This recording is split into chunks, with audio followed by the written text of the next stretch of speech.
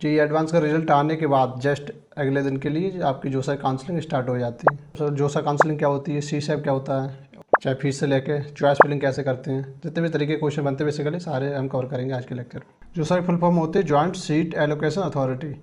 जोसा एक काउंसलिंग होती है, इसका मतलब होता है कि आपके जो जेईई मेंस है उसके बेस पे एनआईटी, ट्रिपल आईटी और जीएफटीआई में एडमिशन दिलाना, और जो आपका जेईई एडवांस की रैंक है उसके आधार पर आपके लिए आईआईटी में आपके लिए सीट अलॉट करना। तो इसका मात्र काम है कि आपके जो रैंक है उसके बेस पे आपको सीट अलाउ करना। आपकी चाहे ऑल इंडिया रैंक बन क्यों ना हो, चाहे जेईई मेंस में चाहे जेईई एडवांस में, अगर आपने अप्लाई नहीं किया है जोसा की काउंसलिंग के लिए तो आपके लिए एडमिशन नहीं दिया जाएगा किसी भी कॉलेज में। तो जोसा की जो काउंसलिंग है तो इसका देखो एक प्रोसेस इस तरह रहता है, जेईई एडवांस का रिजल्ट आता है, जेईई एडवांस का रिजल्ट आने के बाद आपको जो जोसा काउंसलिंग अगले दिन के लिए स्टार्ट हो जाती है। फिर आपको जोसा की वेबसाइट पे जाके आपको रजिस्ट्रेशन करना होगा। रजिस्ट्रेशन करना होगा कैसे, आपके जेईई मेंस की जो एप्लीकेशन नंबर है उस पर, और जो जेईई मेंस में ही आपने जो पासवर्ड भरा था जेईई मेंस में वो पासवर्ड यूज होगा, और जो वहाँ पर एक कैप्चा दिया होगा कैप्चा भर के आप लॉगिन कर देंगे जोसा की वेबसाइट में। फिर बाकी आपको जो पर्सनल डिटेल है वो भरनी होगी। उसके बाद आपको जो चॉइस फिलिंग वाला सेक्शन आएगा, चॉइस फिलिंग में क्या होती है, आपको सारी जो आईआईटी, एनआईटी, ट्रिपल आईटी, जीएफटी जितने भी कॉलेज आप एलिजिबल हैं, बेसिकली लॉगिन करने के बाद जितने भी कॉलेज को आप लॉगिन एलिजिबल हैं तो वो आपको एक दिखाई दे रही होंगी इंटरफेस पे, वहाँ से आप ऐड कर देखो ऐसा होगा कुछ ये इंटरफेस ऐसा दिखाई दे रहा होगा। यहाँ से जाके आप ऐड कर सकते हैं, ऐड कर दोगे तो क्या होगा, यहाँ पर आपके जो कॉलेज है वो आ जाएंगे। उसके बाद आपको चॉइस फिल करनी होती है। चॉइस फिल करने के बाद आपको एक मॉक सीट अलॉटमेंट होता है, यानी जो भी सीट भरी आपको तो उसका एक मॉक रिजल्ट आएगा जिसके बेस पे कि आपको जे कॉलेज मिल सकती है, यानी एक कॉलेज मिल सकती है, रिजल्ट आएगा। ये क्या मॉक की तरह होगा।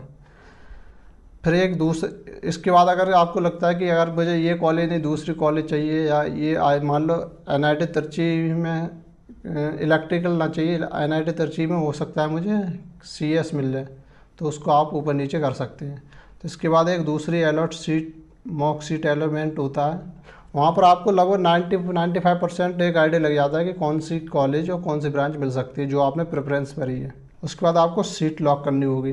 अगर आप सीट लॉक नहीं करते तो ऑटोमेटिकली जब डेट उसकी जो डेडलाइन होती है उसके बाद स्वयं लॉक हो जाती है। तो इसे ना ही लॉक करें तो बेहतर है, क्योंकि अगर लॉक कर दिए एक बार तो दोबारा से उसे लॉक ओपन करना थोड़ा मुश्किल हो जाता है। उसके बाद होती है सीट अलॉटमेंट।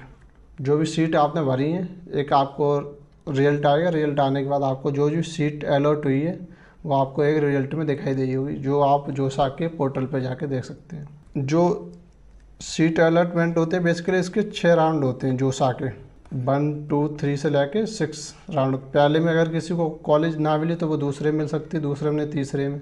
और मान लो किसी को दूसरे राउंड में कोई कॉलेज मिल गई सही, तो उसके चांसेस तीसरे में आपको अच्छी कॉलेज और अच्छी ब्रांच मिल सकती है जो आपने प्रेफरेंस भरी है। ऐसे चौथे, 5वें और लास्ट राउंड होता है इसके 6 राउंड होते हैं जोसा के। तो आपकी जो 6 राउंड होंगे तो ऐसे भर सकते हैं, रिजल्ट आगे दे दे। अगर आपका रिजल्ट आया सही, आपको कोई सीट अलॉट हो गई तो उसके बाद आपको एक सीट एक्सेप्टेंस फीस भरनी होती है, जो लगभग जनरल, ओबीसी और ईडब्ल्यूएस के लिए होती है 35,000, और जो SC ST कैटेगरी के स्टूडेंट उनके लिए 15,000 रुपये फ़ीस होती है। जो 35,000 फीस होती है जो केवल जोसा काउंसलिंग के लिए नहीं होती, इसके अलावा 5,000 फीस होती है वो जोसा की काउंसलिंग के प्रोसेस में जाती है, और बाकी जो ऊपर की फ़ीस होती है वो आपकी कॉलेज के एडमिशन टाइम में लग जाती है, यानी जो कॉलेज की फ़ीस होती है उसमें आपको ऐड कर दी जाती है ये फ़ीस। तो इसकी जो मगर इतनी फ़ीस लिए लेते हैं। अगर आपने ये सीट फीस नहीं भरी तो आपकी जो सीट है वो अलॉट नहीं होगी और कैंसिल हो जाएगी, और आप पूरी जो जोसा की काउंसलिंग है उससे एग्जिट हो जाएंगे, यानी बाहर निकल जाएंगे। तो आपके लिए ना कोई सीट मिलेगी ना कुछ। तो इसका आपको ध्यान रखना है कि आपको फ़ीस ज़रूर करनी है पेमेंट। इसके बाद आपको डॉक्यूमेंट वेरीफाई करने होंगे। मान लो सीट मिली, सीट मिलने के बाद आपको फ़ीस पे करनी होगी, फ़ीस पे करने के बाद आपको डॉक्यूमेंट वेरीफाई करने होंगे, यानी पोर्टल पे जाके सबमिट करने होंगे। उसके बाद आपको 3 ऑप्शन दिखाई देंगे, कौन कौन से, फ्रीज, फ्लोट और स्लाइड। ये बहुत इंपॉर्टेंट है। मान लो आपको कोई सीट मिल गई, उसके बाद पेमेंट भी कर दिया, डॉक्यूमेंट वेरिफिकेशन कर दिया, उसके बाद आपको मिले 3 ऑप्शन, फ्रीज, फ्लोट और स्लाइड।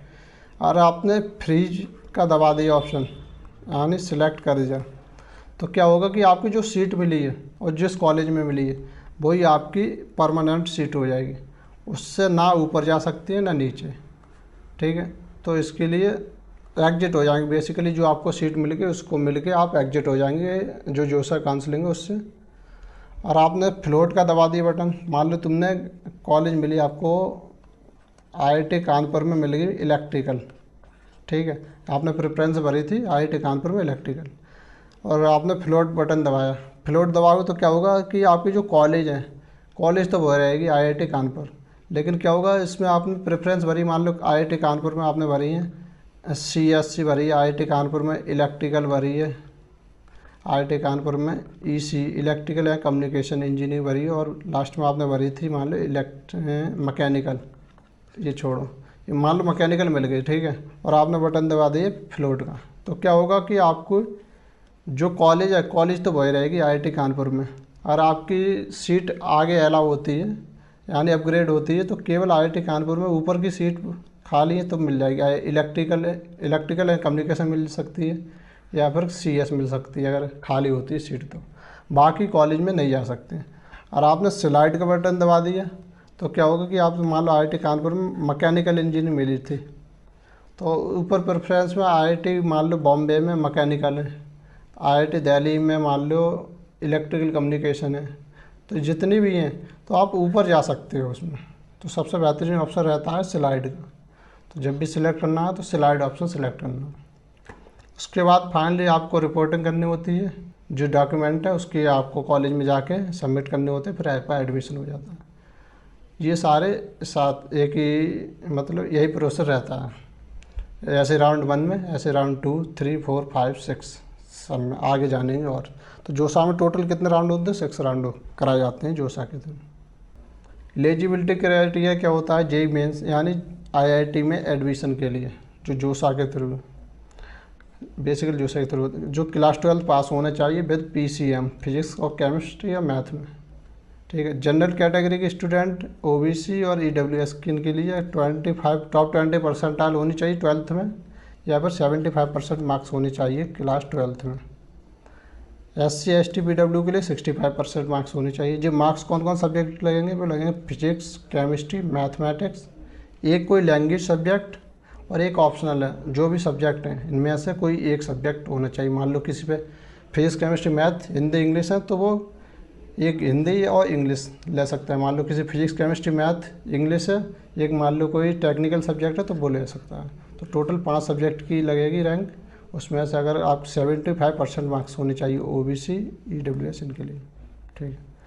जेईई एडवांस का एग्ज़ाम आपने केवल 2 बार दिया हो, यानी मान लो किसी ने अपना 12th किया था 2025 में, तब जेईई में एडवांस का एग्ज़ाम दिया, और 2026 में तो जेईई एडवांस का एग्ज़ाम दिया। बेसिकली 2 बार ही दे सकते हो कंजिक्यूटिव ईयर में।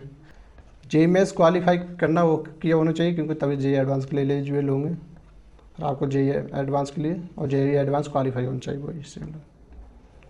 ये क्राइटेरिया होता है जेईई में, जेईई आईआईटी के लिए जेईई एडवांस के थ्रू।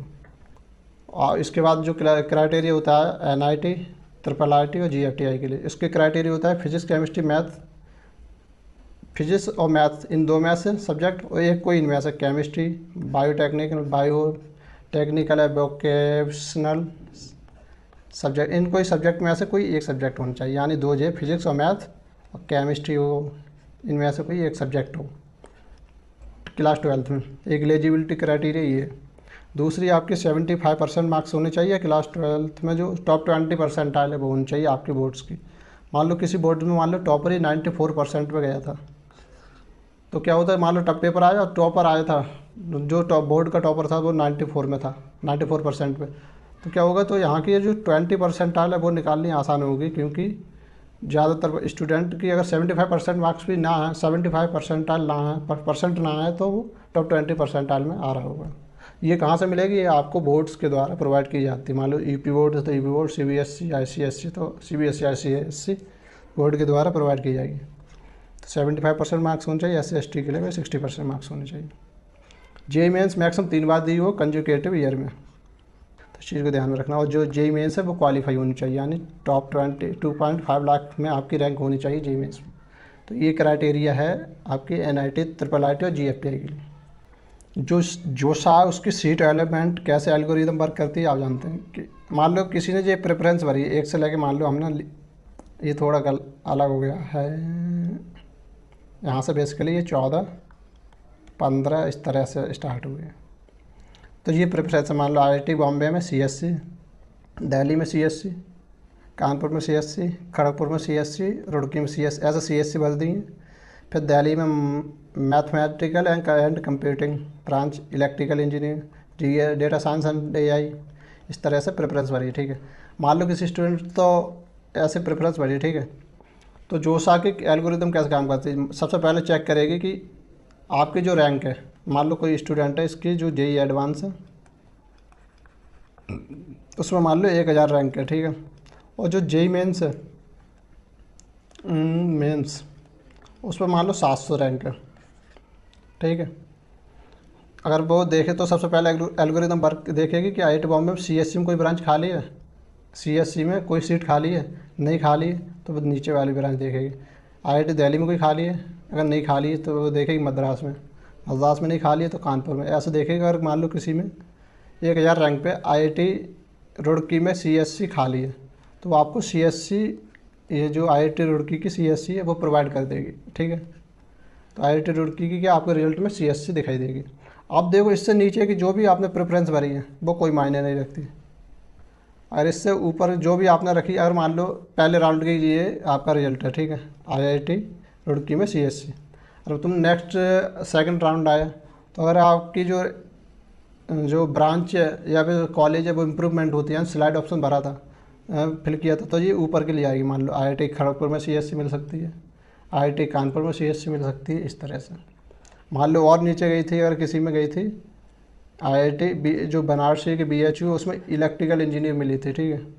तो क्या होगा प्रेफरेंस, अगर अब नेक्स्ट राउंड आएगा तो इससे ऊपर की ब्रांच मिल सकती है कभी, जो प्रेफरेंस भरी है अगर अपग्रेड होती है आपकी ब्रांच या कॉलेज तो ऊपर की मिल सकती है, नीचे की अब कोई मायने नहीं रखती है, ठीक है। ऐसे ही यहाँ पर मान लो किसी को लास्ट में NIT कालीकट में CSC मिली थी, जो JEE मेंस के आधार पर, जो JEE मेंस के मार्क्स हैं उसके बेस पे, तो क्या होगा इसमें, तो इससे ऊपर की जो कट ऑफ है अगर अपग्रेड होगी तो इसकी ऊपर की जो ब्रांच हैं जो प्रेफरेंस भरी है वो आपको मिलने के चांस रहते हैं, नीचे की कोई मान्य नहीं रखती। मान लो सेकंड राउंड में क्या हुआ कि कोई सीट खाली हुई IIT तिरुपति की CSC खाली हुई, तो आपको तो CSC तिरुपति मिल जाएगी, पहले ये चेक करे होंगे तब आपको ये मिलेगी होगी CSC कालीकट में, ठीक है। तो इस चीज़ को आपको ध्यान रखें, ऐसे वर्क करती है जो जोसा की काउंसलिंग की एल्गोरिदम है वो।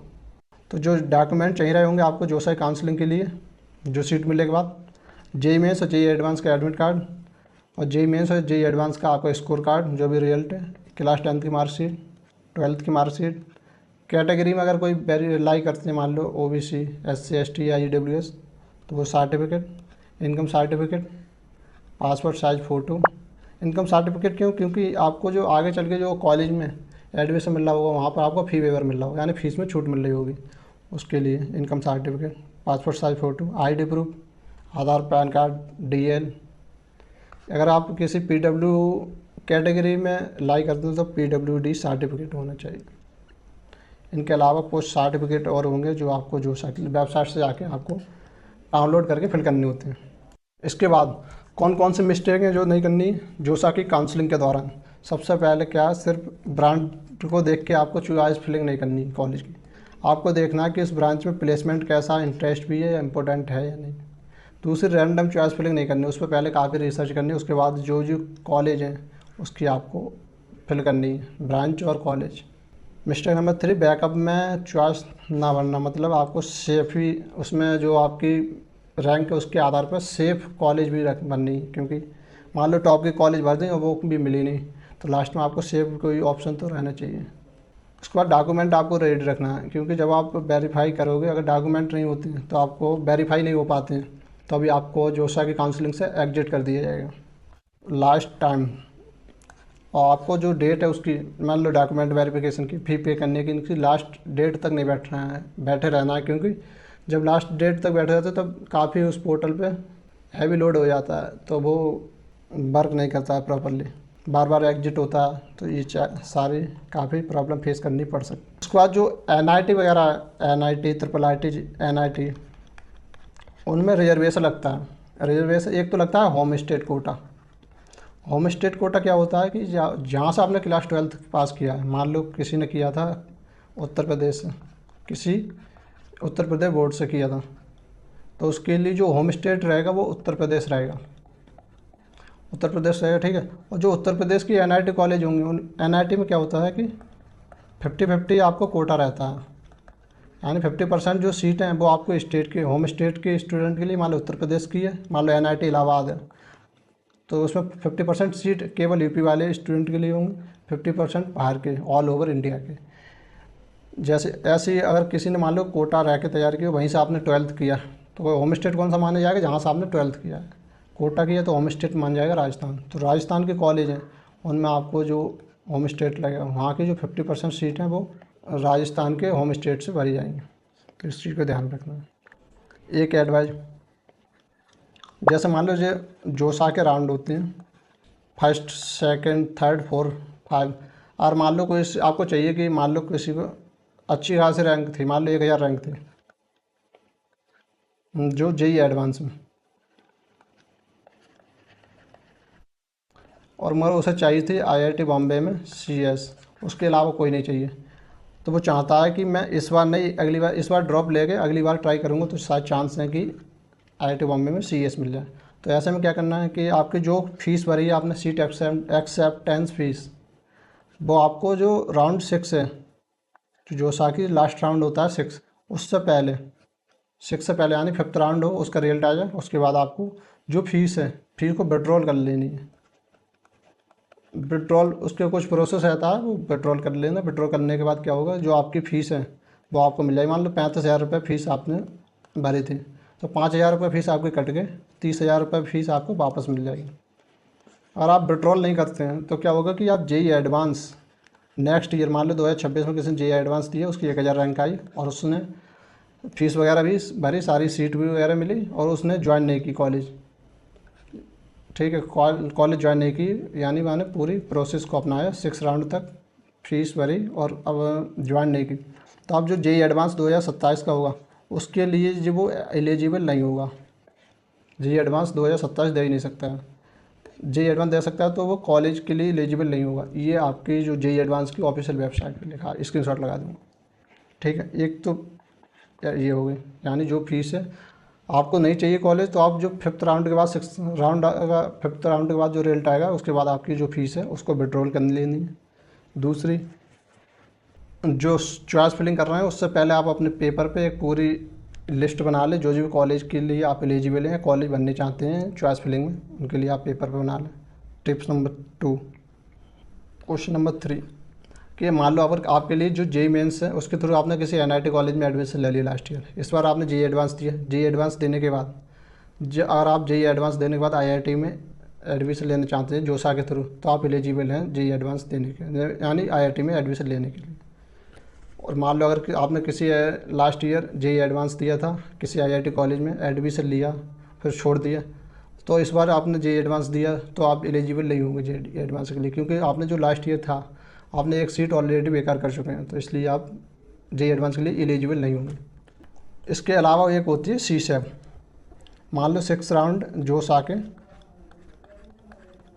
6 राउंड पूरे हो गए, ठीक है। इसके बाद एक काउंसलिंग होती है CSAB, CSAB काउंसलिंग होती है। उसमें केवल NIT, IIIT और GFT है। इसमें जो जो कॉलेज में मान लो 6 राउंड हो गए पूरे, ठीक है, अब कुछ सीटें खाली रह गई, मान लो NIT में, कुछ IIIT में और किस GFT में, IIT को छोड़ के जो सीटें खाली रह जाती हैं उनमें एडमिशन आपको CSAB के द्वारा होता है। मान लो जोसा की काउंसलिंग पूरी होने के बाद जस्ट आपकी CSAB की काउंसलिंग स्टार्ट होती है। CSAB काउंसलिंग होने के बाद आपको सेपरेटली अलग जाके आपको अप्लाई करना होता है CSAB पे। वहाँ पर आप अप्लाई करोगे, अप्लाई करने के बाद आपको जो सेम प्रोसेस रहता है जो जोसा के थ्रू जोसा का रहता है, वैसे ही आपको जो जो सीटें खाली रह गई थी आपके रैंक के आधार पर वो मिल जाएंगी।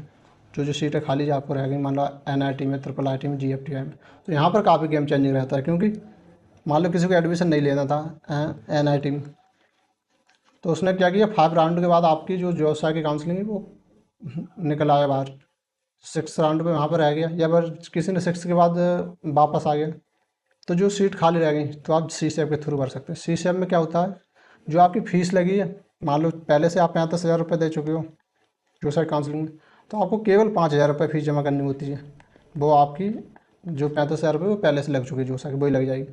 और मान लो किसी ने केवल डायरेक्ट CSEF में बैठना चाहता है तो आपको पूरी फीस करनी होगी, लगभग 40,000 के करीब होती है, OBC SC OBC EWS और जनरल के लिए। और वही 15,000 रुपये होती है शायद SC ST PWD के लिए। तो इन चीज़ों को ध्यान रखना। तो आप CSEF को ज़रूर फिल करें अगर आपको कोई सही कॉलेज नहीं मिल रही है जोसा के थ्रू।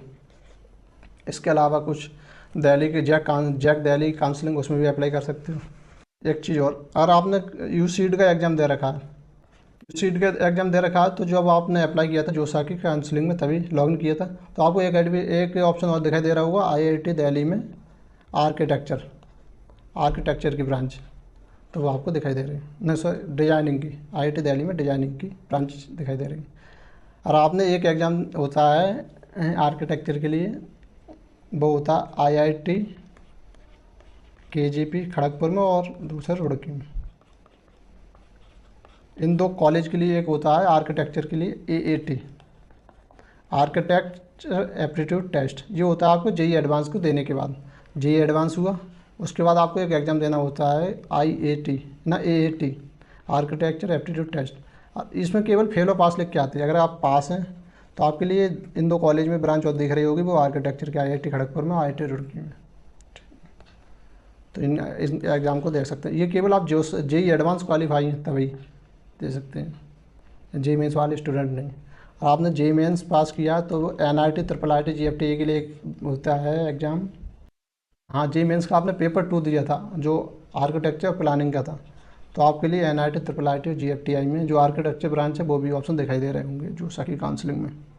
एक चीज़, अब मान लो किसी ने, आपने जो प्रेफरेंस भरी थी, ठीक है, कहाँ गई, मान लो आपको पहले मिली थी, ये आपने भरी थी प्रेफरेंस, मान लो आपको जो ब्रांच मिली थी पहले राउंड में NIT कालीकट में CSC मिली थी, मान लो सेकंड राउंड में आपको मिल गई थी IIT भुवनेश्वर में आपको CSC मिल गई।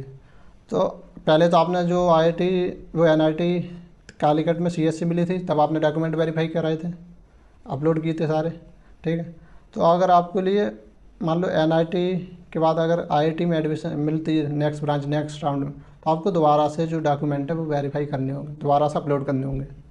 और मान लो NIT के बाद दूसरी भी NIT में मिलती है अगर आपको ब्रांच या NIT कॉलेज दूसरे राउंड में, तो आपको नहीं करने होते हैं। यानी IIT से NIT से IIT में जाते हैं तो आपको दोबारा से डॉक्यूमेंट वेरीफाई करने होते हैं, दोबारा से डॉक्यूमेंट अपलोड करने होते हैं जो कि वेबसाइट पर। फीस आपकी केवल एक बार कटती है जब आपको पहली बार जो भी ब्रांच या कॉलेज मिलती है उसकी, जो 35,000 रुपये OBC जनरल EWS के लिए से 15,000 SC ST। Thank you.